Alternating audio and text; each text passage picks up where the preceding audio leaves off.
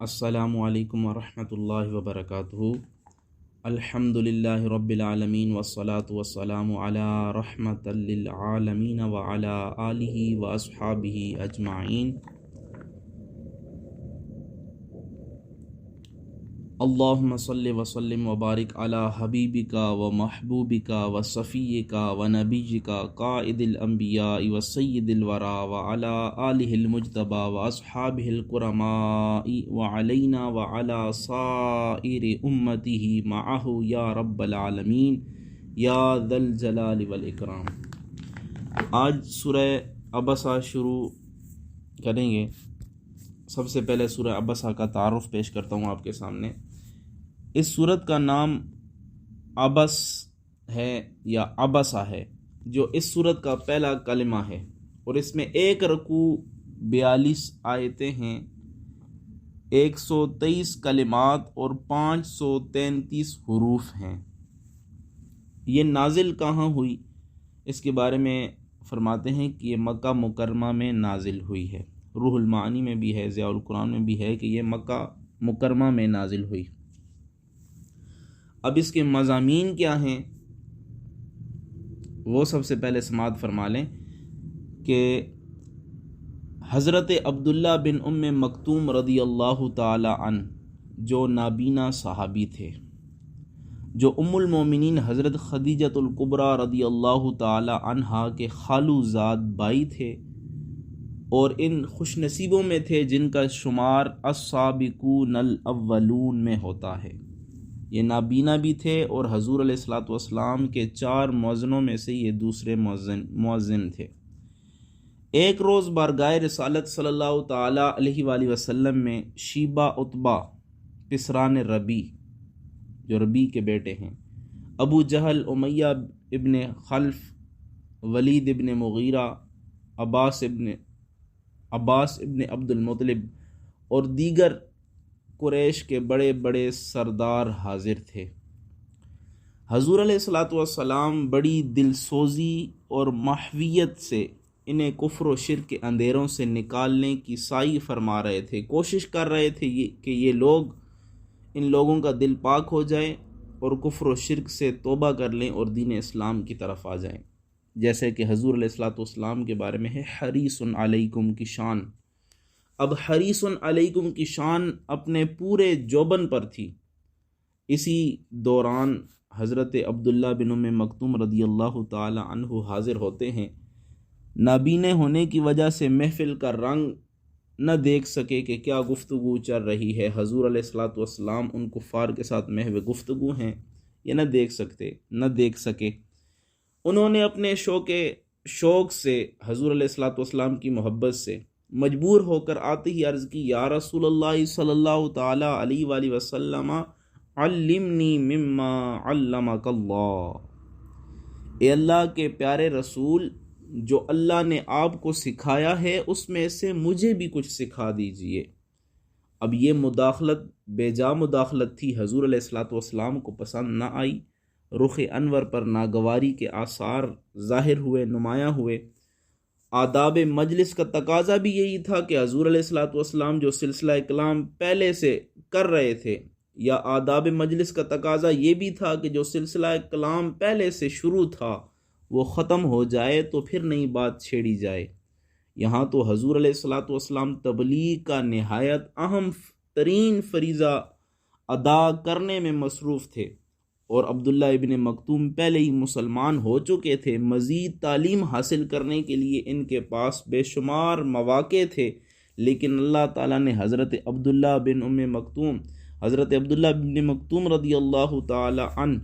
کی دلجوئی کرتے ہوئے یہ سورہ مبارکہ نازل فرمائی، تاکہ دنیا کو پتہ چل جائے کہ اس بارگاہ میں شکستہ دلوں اور سوختہ جگروں کی جو قدر و منزلت ہے وہ کسی اور کے دربار پر نہیں ہے، وہ کسی اور کی بارگاہ میں نہیں ہے۔ یہاں ایک چیز غور طلب ہے کہ قرآن کریم میں دوسرے مقامات پر جہاں کہیں بھی اللہ تعالیٰ نے اپنے حبیب لبیب صلی اللہ تعالیٰ علیہ وآلہ وسلم سے خطاب فرمایا، وہاں محبت، پیار اور دلجوئی کی حد کر دی گئی، لیکن ان مقامات کے برعکس یہاں اسلوب بیان میں بڑا جلال ہے۔ انداز خطاب میں تندی کا پہلو غالب ہے، یعنی تیزی کا پہلو غالب ہے، سختی کا پہلو غالب ہے۔ بظاہر غلطی حضرت عبداللہ رضی اللہ تعالیٰ عنہ کی ہے کہ انہوں نے مجلس نبوت کے آداب کا پاس نہ رکھا، مجلس نبوت کے آداب کا لحاظ نہ رکھا۔ نیز حضور علیہ الصلوۃ والسلام کسی اپنے ذاتی کام میں مصروف نہ تھے، بلکہ بلغ ما انزل الیک،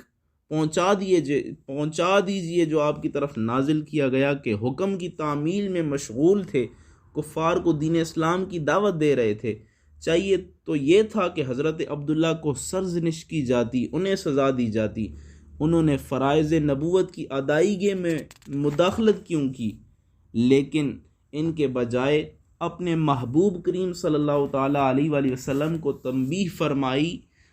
فرما دی کہ آپ نے ناگواری کا اظہار کیوں کیا، اور اس بے رخی اور ان سے بے رخی، یعنی حضرت عبداللہ بن مکتوم سے بے رخی کیوں برتی، اس میں کیا حکمت ہے۔ اب آیات میں غور کرنے سے معلوم ہوتا ہے کہ ایسا تند لہجہ اختیار کر کے مکہ کے جو بڑے بڑے سردار تھے ان کی ایک غلط فہمی کا ازالہ کرنا مقصود ہے، جس میں وہ بری طرح مبتلا تھے۔ وہ یہ سمجھتے تھے کہ اسلام کو ان کی بڑی ضرورت ہے، ان کے مسلمان ہونے سے اسلام کو 4 چاند لگ جائیں گے، پیغمبر اسلام کی عزت اور توقیر میں اور اضافہ ہو جائے گا۔ انہیں اسلام کی ضرورت نہیں ہے، بلکہ دین اسلام کو ان لوگوں کی ضرورت ہے۔ اس لیے جس محفل میں بھی وہ موجود ہوں، کسی دوسرے شخص کو وہاں دیکھا نہیں جائے گا، یا اس کو اس محفل میں سنا نہیں جائے گا، یا اس کی طرف توجہ نہیں دی جائے گی۔ لیکن اللہ تعالیٰ نے اس سورت کی ابتدائی آیتوں میں ان کی اس غلط فہمی کو دور کر دیا، ان کا جو دماغ میں یہ غلط سوچ چل رہی تھی اس کو دور کر دیا، اور یہاں پہ اللہ تعالیٰ نے بیان فرمایا کہ جو خلوص اور طلب صادق لے کر حاضر ہوتا ہے بارگاہ رسالت میں، خواہ وہ مفلس و کنگال ہی کیوں نہ ہو، جس شخص کو اپنی دولت اور جاہ و منصب پر گھمنڈ ہوتا ہے، جس کے دل میں جذبہ صادقہ نہیں، اس کی یہاں کوئی گنجائش نہیں ہے، اس کا یہاں کوئی مقام و مرتبہ نہیں ہے۔ انہیں اسلام کی ضرورت ہے تاکہ اس کی برکتوں اور ضیاء پاشیوں سے ان کا تاریک مستقبل روشن ہو جائے۔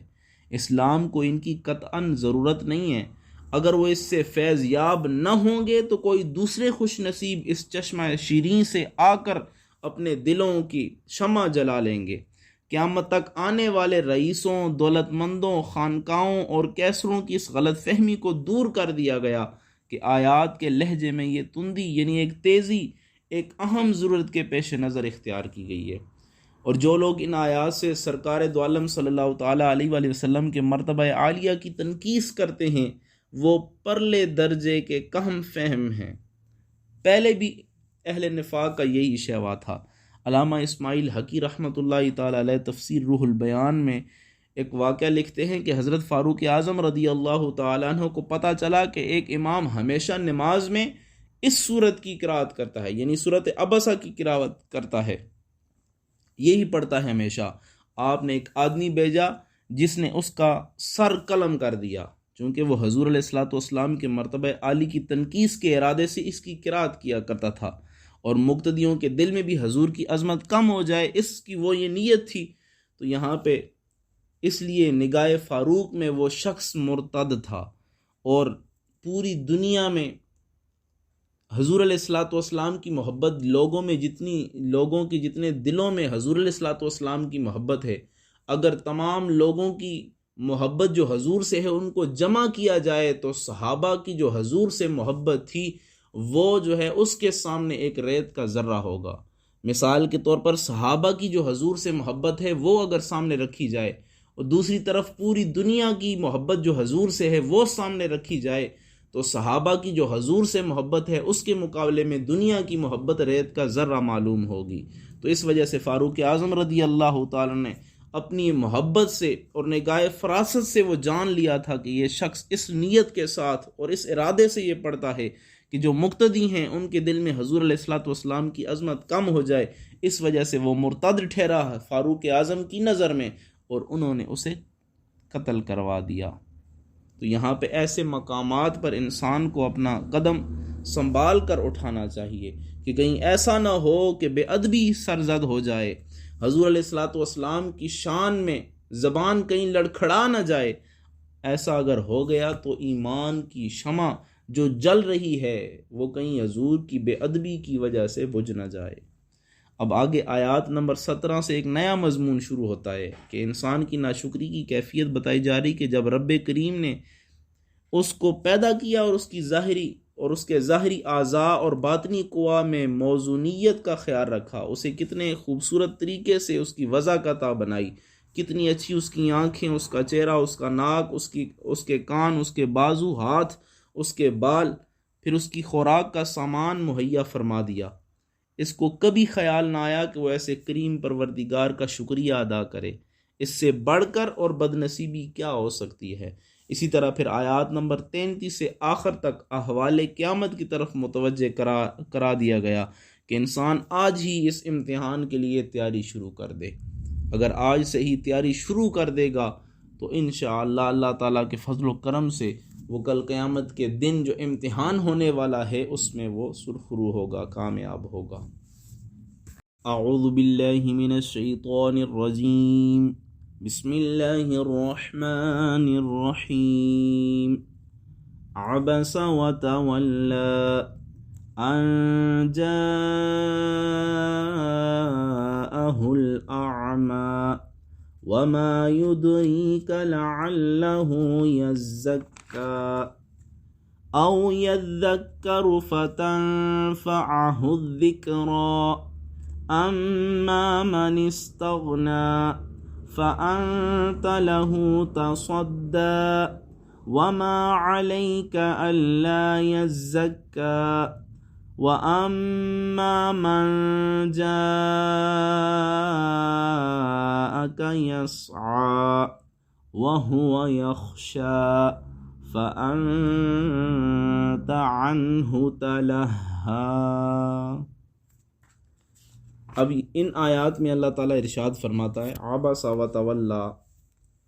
چیں بجبیں ہوئے اور منہ پھیر لیا، ان جاءہ الاعمی، اس وجہ سے کہ ان کے پاس ایک نابینا آیا۔ اب اس کی تفسیر میں علماء کرام فرماتے ہیں کہ ایک روز بارگاہ رسالت میں قریش کے جو بڑے بڑے سردار تھے، عتبہ شیبہ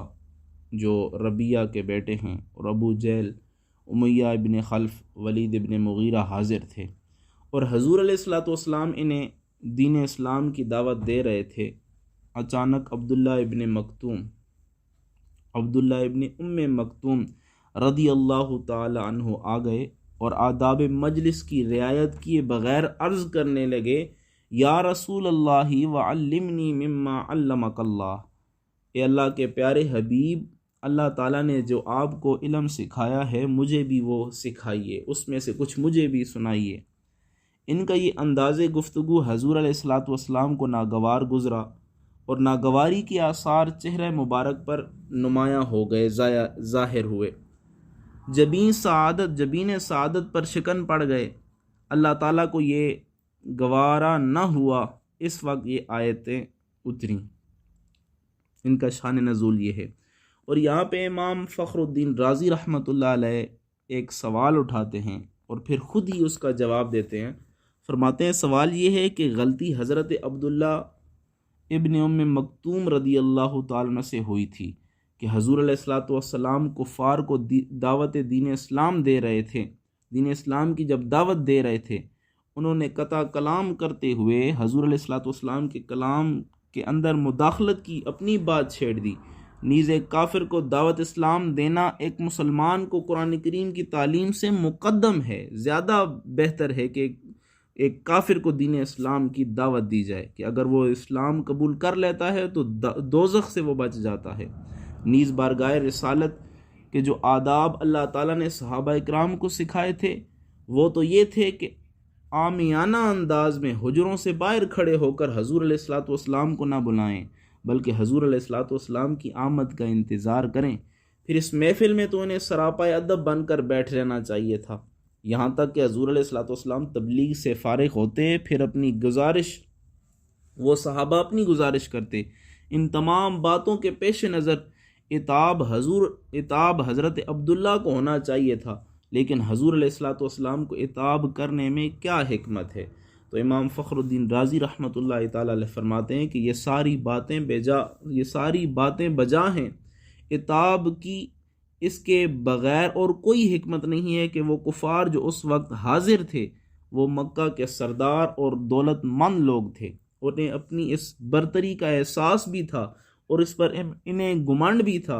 اور ان کی موجودگی میں اپنے کسی نیاز مند کے ساتھ یہ بے اعتنائی عام لوگوں کو اس غلط فہمی میں بآسانی مبتلا کر سکتی تھی کہ یہ بے رخی تبلیغ میں انہماک کی وجہ سے نہیں برتی گئی ہے، بلکہ محض ان لوگوں کی دولت و ثروت اور ان کی ریاست کی وجہ سے ان کی پاسداری کی گئی ہے۔ مثلا عام مسلمان دیکھتے تو وہ یہ سمجھتے کہ ایک غریب مسلمان جو حضور علیہ الصلوۃ والسلام کی بارگاہ میں حاضر ہوا ہے، حضور نے اس کی طرف منہ پھیرا، اس کی طرف سے منہ پھیر کر ان کفار کی طرف منہ کیا ہے کہ جو اہل ثروت ہیں، جو دولت والے ہیں، تو اس مسلمان کے دلوں میں، ان کے ذہنوں میں غلط فہمی پیدا ہو سکتی تھی۔ تو اس غلط فہمی کو ختم کرنے کے لیے اللہ تعالیٰ نے یہ آیات اتاری، اور عبداللہ کو محض اس لیے نظر انداز کیا گیا کہ یہ غریب عوام کا ایک فرد ہے، اور جس نبی کو اللہ تعالیٰ نے بھیجا ہی غریب نواز بنا کر ہو، جس کا مقصد اولی ہی شکستہ دلوں اور ٹوٹے ہوئے دلوں کو جوڑنا ہو، غمزدوں کی دلجوئی اور دلداری ہو، اور جو تشریف ہی اس لیے لایا ہو کہ فقراء و مساکین کی عزت افزائی کرے، اس ہستی سے کسی ایسی بات کا صدور کہ جس سے اس کے منصب رفیع کے خلاف کوئی واہمہ پیدا ہو سکتا ہے، لوگوں کے دلوں میں حضور علیہ الصلوۃ والسلام کے خلاف کوئی وہم پیدا ہو سکتا ہے، اللہ تعالیٰ کو ہرگز گوارا نہیں۔ اب عبداللہ ابن ام مکتوم کے دل نیاز مند پر 100 شیبہ و عتبہ قربان کیے جا سکتے ہیں، یعنی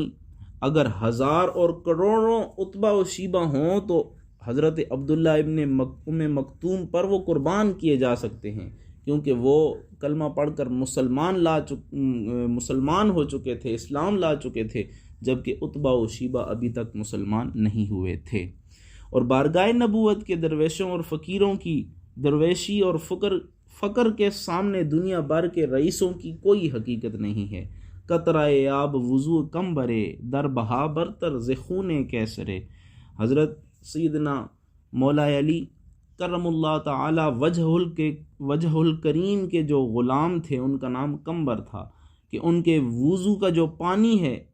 وضو بندہ کرتا ہے اس سے جو قطرے ٹپکتے ہیں، وہ وضو کا پانی کیسر کے خون ناب سے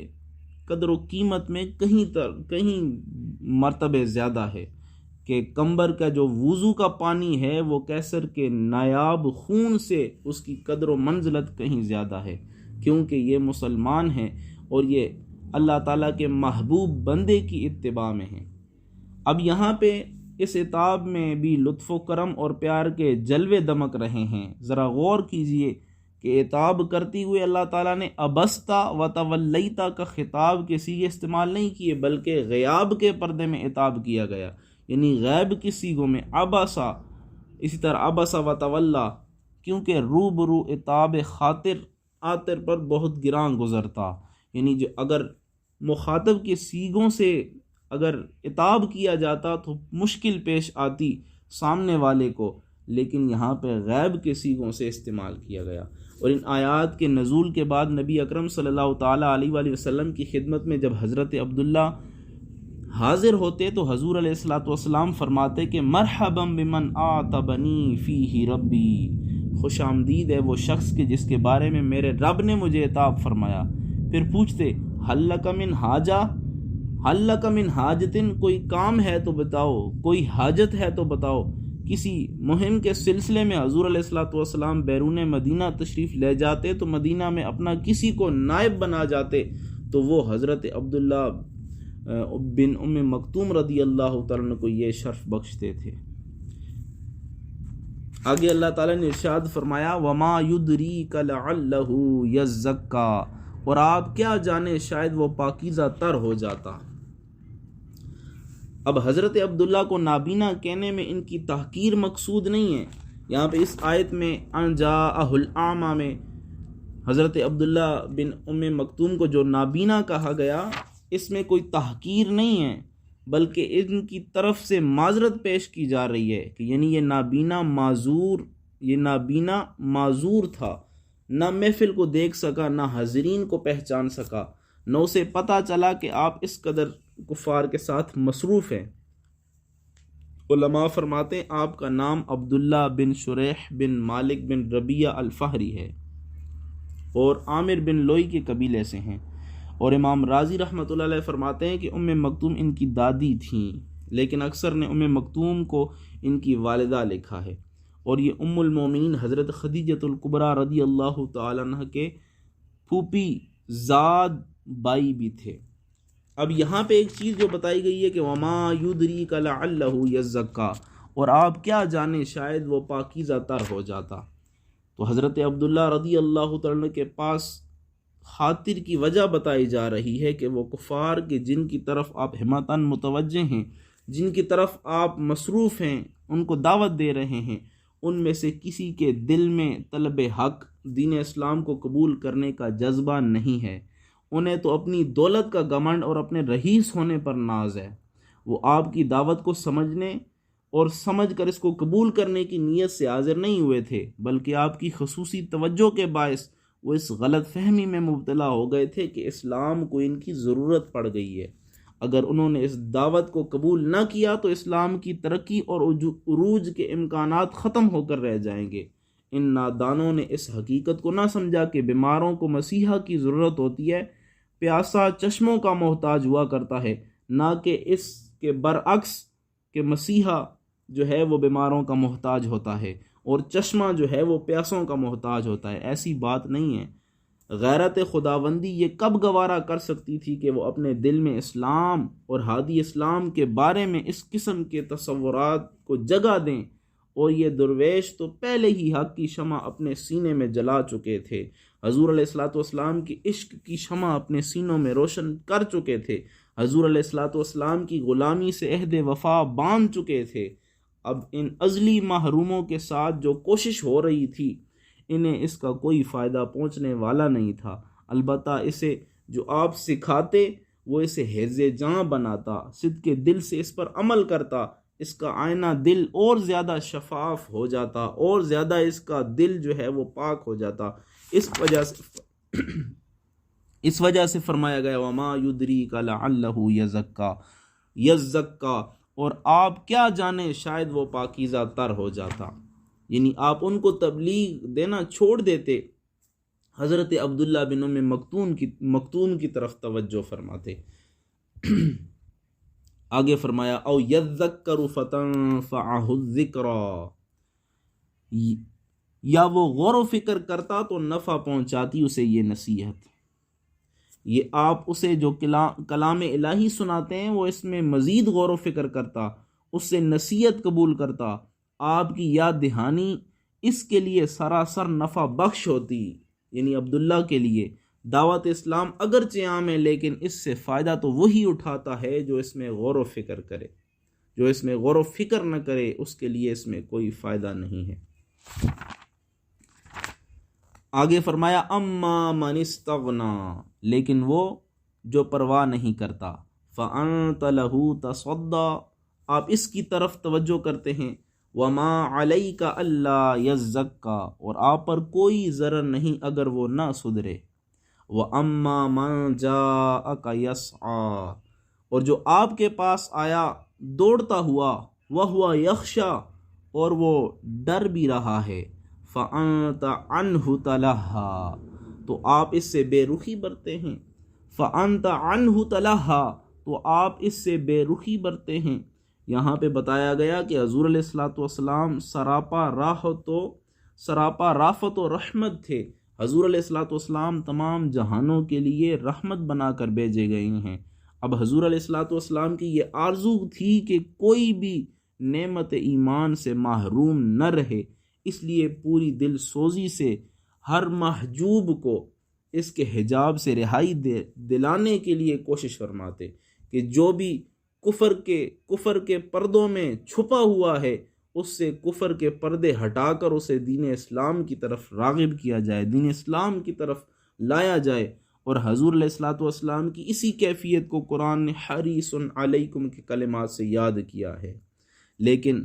ان کی استعداد یکساں نہیں تھیں، ان کی طاقتیں یکساں نہیں تھیں، اور ان کے نظریات و افکار میں بڑا تفاوت تھا۔ کچھ تو ایسے تھے کہ جن کے دلوں میں حق کی تلاش کا ذوق موجود تھا، اور وہ حضور کی ذات اقدس کو ہی ایسا چشمہ تصور کرتے تھے جہاں سے ان کے ذوق کی تسکین ہو سکتی تھی۔ اور اکثریت ایسے لوگوں کی تھی کہ جنہوں نے یہ طے کر لیا تھا کہ کچھ بھی ہو جائے وہ اس کو ہرگز قبول نہیں کریں گے، وہ حضور علیہ الصلوۃ والسلام کی طرف آئیں گے ہی نہیں، ان کی باتیں ہی نہیں سنیں گے۔ اگر دائی ان نااہلوں کی طرف زیادہ توجہ مبذول کرے اور حق کے متلاشیوں کی طرف سے بے اعتنائی برتے تو اس دعوت کی ترقی میں غیر معمولی رکاوٹیں پیدا ہو جاتی ہیں۔ اللہ تعالیٰ اپنے محبوب کی تعدیب و تربیت خود فرماتے ہیں، اور ارشاد فرماتا ہے کہ وہ شخص جو اس دعوت کی طرف بے نیازی کا رویہ اختیار کیے ہوئے ہے، آپ اس کی طرف تو ہمتاً متوجہ ہیں، حالانکہ اگر وہ مسلمان نہ ہو تو آپ کی بلا سے نہ آپ پر اس کے اسلام لانے کی کوئی ذمہ داری ہے، اور نہ آپ کو اس کے کفر سے کوئی ضرر پہنچ سکتا ہے۔ لیکن وہ طالب حق جو پیغام حق سننے کے لیے سخت بے تاب ہے، فرتے شوق سے آپ کے قدموں میں دوڑا چلا آ رہا ہے، اس کے دل میں خدا کا خوف ہے، آپ اس کی طرف کیوں بے اعتنائی برتے ہیں؟ اس کی طرف توجہ دیں۔ اپنے پیارے حبیب صلی اللہ تعالیٰ علیہ وآلہ وسلم آپ کو یہ بات زیب نہیں دیتی، اے پیارے حبیب آپ کو یہ بات زیب نہیں دیتی ہے کہ شمع ہدایت پر پروانہ وار نثار ہونے والوں کی طرف سے بے رخی آپ کے شایان شان نہیں ہے۔ اس وجہ سے فرمایا کہ آپ جو ہے وہ اس کی طرف توجہ دیں، عبداللہ کی طرف توجہ دیں، یہ کفار کو دین اسلام کی دعوت دینا چھوڑ دیں۔ جب کوئی مسلمان آ جائے تو پھر اس کو جو ہے وہ جو سوال کر رہا ہے اس کے سوال کی طرف توجہ دیں۔ تو اس صورت میں حضرت عبداللہ بن ام مکتوم رضی اللہ تعالیٰ کے بارے میں بتایا گیا کہ وہ جب سوال کرنے آئے حضور علیہ الصلوۃ والسلام کی بارگاہ میں تو حضور علیہ الصلوۃ والسلام کو فرمایا گیا کہ آپ ان کی طرف توجہ کریں، یہ کافروں کے جو بڑے بڑے سردار ہیں ان کی طرف توجہ نہ کریں۔ بے شک آپ دین اسلام کے لیے حریص ہیں کہ یہ دین اسلام قبول کر لیں، دوزخ سے بچ جائیں گے، لیکن یہ ایسے شخص ہیں، یہ ایسے اشخاص ہیں کہ جو دین اسلام کو قبول کرنے والے نہیں ہیں۔ یہ تو معاذ اس وجہ سے، اس غلط فہمی کی وجہ سے آئے ہیں کہ شاید دین اسلام کو ہماری ضرورت پڑ گئی ہے، اور ہمارا حضور علیہ الصلوۃ والسلام کی بارگاہ میں حاضر ہونا شاید حضور علیہ الصلوۃ والسلام کی عزت اور توقیر میں اضافے کا باعث ہے۔ نعوذ باللہ من ذالک۔